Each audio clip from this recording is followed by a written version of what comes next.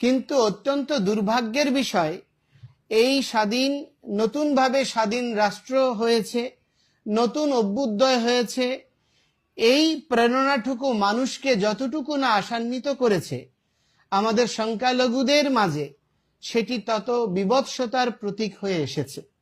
এবং তার পরিণতিতে আজ পর্যন্ত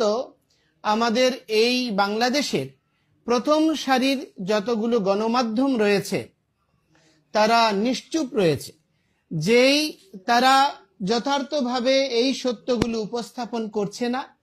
এবং যা সোশ্যাল মিডিয়া এবং সচেতন ছাত্র যুব জনতারা যতটুকু এটি তুলে ধরছে, কিন্তু সেই পরিমাণ আমাদের ইলেকট্রিক মিডিয়া, প্রিন্ট মিডিয়া থেকে শুরু করে আমাদের বাংলাদেশের গণমাধ্যমের সেই রকম ভূমিকা, এবং বাংলাদেশে যারা মুক্ত চিন্তার মানুষ, যারা অসাম্প্রদায়িক প্রগতিশীল মানুষ, বাংলাদেশের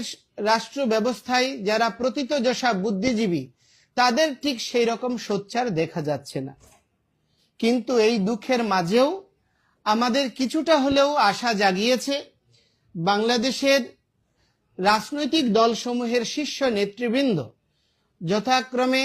বাংলাদেশ জাতীয়তাবাদী দল বিএনপি, বাংলাদেশ জামায়াতে ইসলামী, বাংলাদেশ হেফাজত ইসলাম সহ বাংলাদেশ জাতীয় পার্টি সহ বিভিন্ন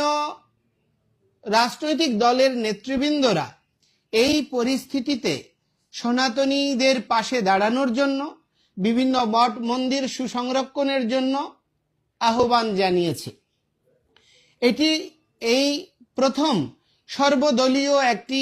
সহযোগ আমরা দেখছি, সব দল একসাথে কথা বলছে, এটি আমাদেরকে কিছুটা হলেও অনুপ্রাণিত করছে।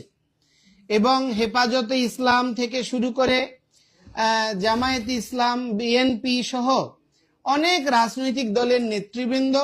এবং অনেক যুব ছাত্র জনতা যারা এই আন্দোলন করেছে,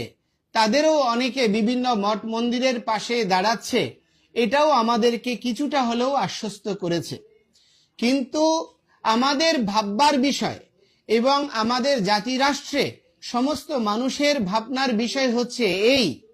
বাংলাদেশের প্রতিটা মানুষ রাজনৈতিক সচেতন, এবং প্রতিটি মানুষ তারা এই রাষ্ট্র ব্যবস্থায় হয় বিএনপি, নয় আওয়ামী লীগ, নয় জাতীয় পার্টি,